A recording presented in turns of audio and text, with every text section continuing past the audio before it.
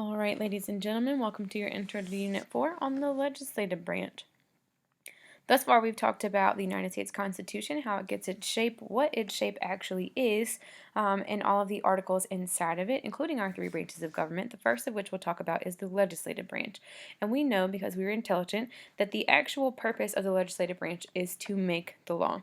And we do this in our little federalism pizza as federal, state, and local levels all working together. If we were to define or give a name to each person in each level, the federal level, we call them the United States Congress. And we know that we put them together because there are two houses overall in Congress. And when we put them together like a math problem, we call them the United States Congress. At the state level, they're not called the NC Congress. Their name is a little different. They're called the North Carolina General Assembly. They meet in Raleigh. They are also bicameral, which we know means two houses. And they are also called the House of Representatives and the Senate. So you have to be very careful when you're looking through any assessments in Unit 4 to see whether it's talking about a U.S. Issue or an NC issue. The last one is the local level of the legislative branch. And there are two sets of people that help make the laws at the local level. One of them is at the county level, and we call these people the Board of Commissioners. And the other is at the city level, or the very local level, the Greenville and Winterville City Councils. All right, so our three main topics here are levels versus branches. So we got to make sure to differentiate between the two. Power versus authority, which we should know upside down, inside out, and around the corner. And federalism, our favorite thing ever with our upside down pizza. So if we were to list all of our little triangles side by side like this, legislative, executive, and judicial branches, we are focusing on the far left one for the legislative branch, and we'll dig into executive and judicial in units 5 and 6. All right, so federalism in the legislative branch, we have federal powers given to the U.S. Congress, we have state powers given to the North Carolina General Assembly, and we have local powers, okay? So they are known at the federal level as expressed powers.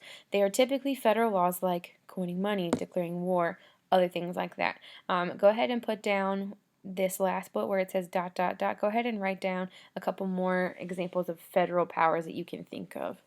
And I won't clue you in on those. You got to do those yourself. State powers are known as reserved powers, and they get their reserved powers from this particular amendment. I hope you know what it is because there's a question coming up.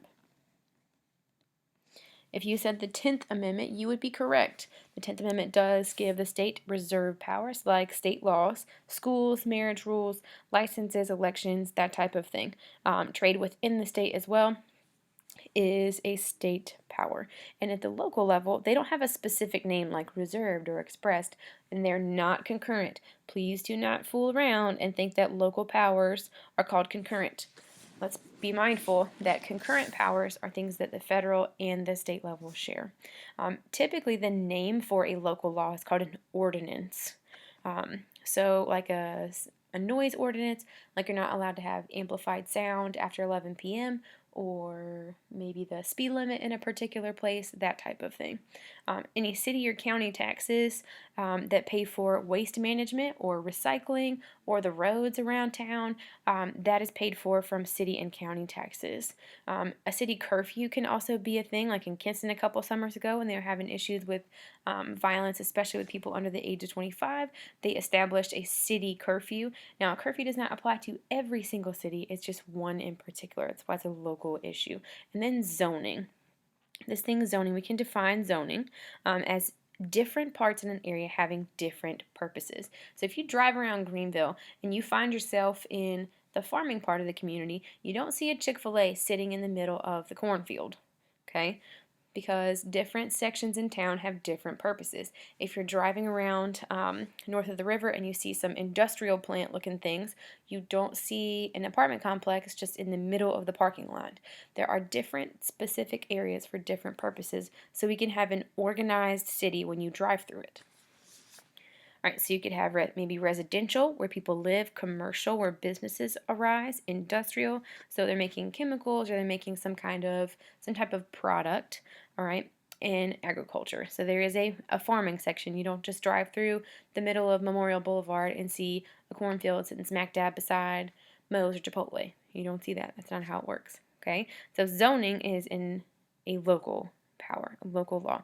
So this is a picture of Greenville from kind of above an aerial shot. So you'll see most of these sections that are multicolored. Some of them do overlap, but most of them are one specific area by themselves. All right, we're going to start at the federal level and work our way down, talking about the people themselves who make up the legislative branch. And we're going to start with the United States Congress. All right, how does it look? It's bicameral. We know that means two houses, so go ahead and write that down beside bicameral on your note sheet. And where does this come from? The Virginia and New Jersey plans. So if you're looking for what goes underneath these arrows, the VA plan, which is population plan, and the New Jersey plan, which is the equality plan, are the basis for our bicameral legislature. That was our first great compromise at the Constitutional Convention. All right, and let's dig just a little deeper into the House of Representatives. It is based on population. There is approximately one person in the House of Representatives for every 800,000 people that live in your state. There are 435 total members based on our last population count, and that is called the census, C-E-N-S-U-S. It's a big population count. It happens every 10 years on the decade. So the next time it will occur is actually in a little less than a year, in 2020. There will be another large population count, and there may end up being more people in the House of Representatives because of that. You never know. 13 people that are in the United States House of Representatives are from North Carolina themselves. We are in what's called the 3rd congressional district. We are in District 3. It's led by a person who's called the Speaker of the House. All right, and if you want to be in the United States House of Representatives, you receive that job for 2 years, and there is no total term limit. So we know, because of one particular amendment, that the president is only allowed to serve 2 terms, and I hope you know which amendment it is because there's a question coming up. And if you said 22, you would be correct. So there is no total term limit on how long you can stay in the House of Representatives. We are again in District 3. We are this giant orange one. So if you look across this map of North Carolina, all the different colors are the same amount of people. So if you look at this giant orange district that we're in, we cover the most ground in District 3, but we have that same amount of people as this tiny little salamandery snake-looking district over here that's right outside of Charlotte. So the same amount of people that are in this pink area are the same amount of people that are in this giant orange area. Okay, and we are right here, just about at the tip of this orange section. Our representative used to be Walter B. Jones, and he used to live in Farmville, but he unfortunately passed away fairly recently, and so there will need to be a special election in order to fill his absence in the United States House for District 3. All right, so when the United States House of Representatives goes and sits down, you don't just sit down wherever you want to. You are arranged by state. Okay, so I wish this thing would go away.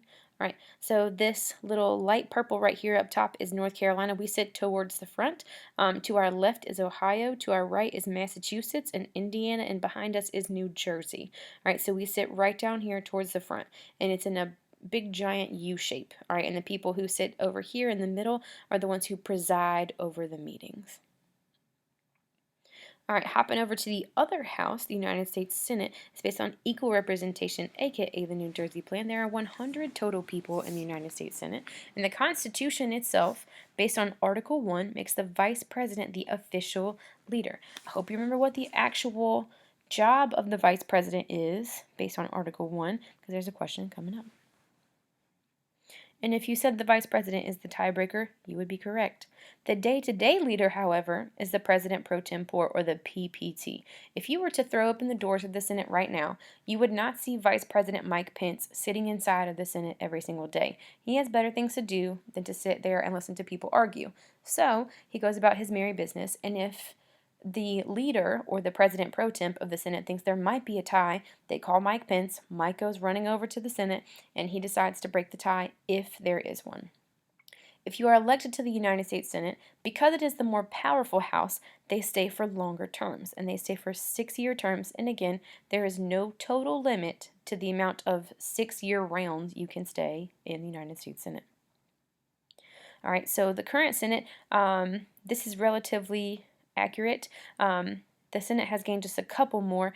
There are I know this looks kind of weird, and there are blue for Democrats and red for Republicans, and yellow for independent. This VT one, this Vermont one, this is Bernie Sanders. He sits in the United States Senate for Vermont. He's technically an independent, but he will run underneath the Democratic name for president here soon and very soon. Okay, so as of right now, Republicans control 53 of the 100 seats in the Senate, so a majority, but a very slim majority. All right, our two senators are Richard Burr, who is from Winston-Salem over here, and Thom Tillis, who is from Charlotte. So the two of these people represent the entirety of North Carolina.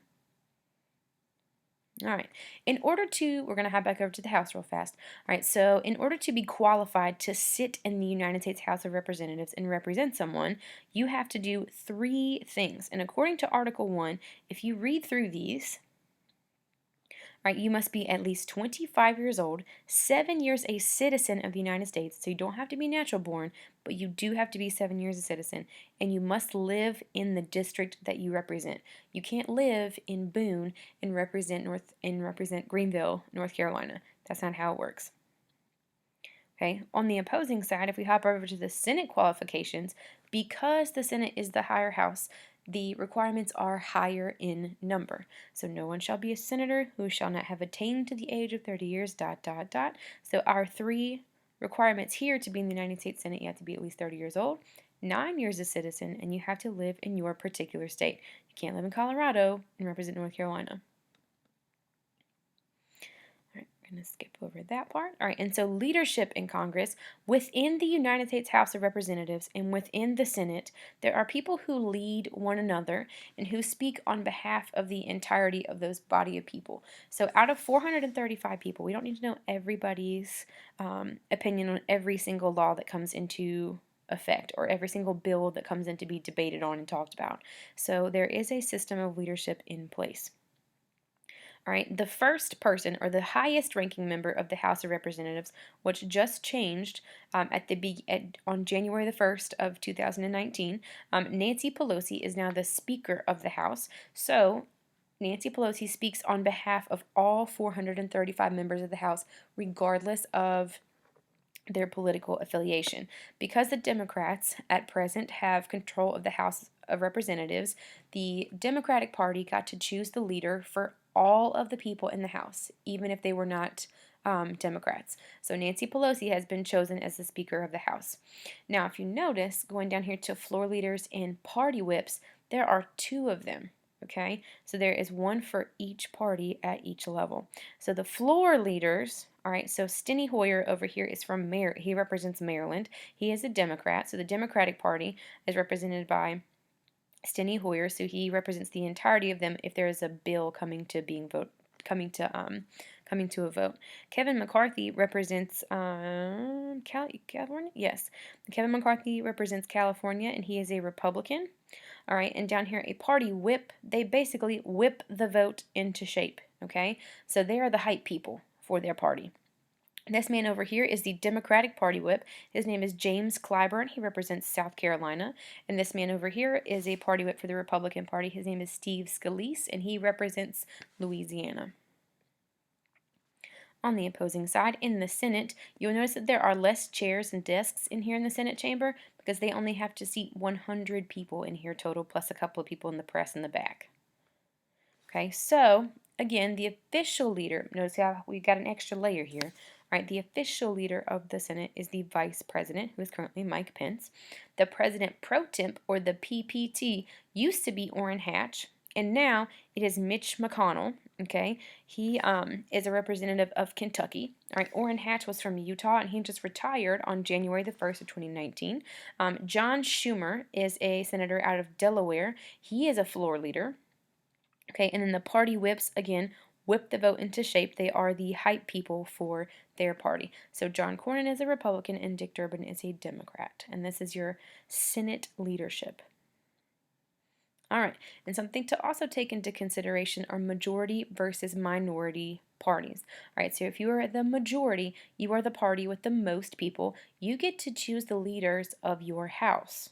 Okay, the minority, the party with less people, serves as sort of a watchdog. Okay, so they make sure that the majority party is doing what they're supposed to do. Alright, so this is a little dated, but this is a kind of a visual representation of our political parties. The House now has this chunk in the middle, this third of the House has been flipped to Democratic, and a couple of these Senate seats have been flipped to Republican. So it looks a little more, a little different. All right, and another thing, this one last thing to talk about is who's in line to be president. We know this happens because of the 25th Amendment that says if the president dies, the VP will rise. So we got the president. Next up is the vice president. After that, it hops back from the executive branch into the legislative to the Speaker of the House, and then to the President pro temp, the leader of the Senate, and then from there, it goes to the secretaries of all the departments in the department's age order, not the people's age order, but the department. So the Department of Defense, the Treasury, Homeland Security, all that type of stuff. That's who's in line to be president. And that has been Intro to the Legislative Branch.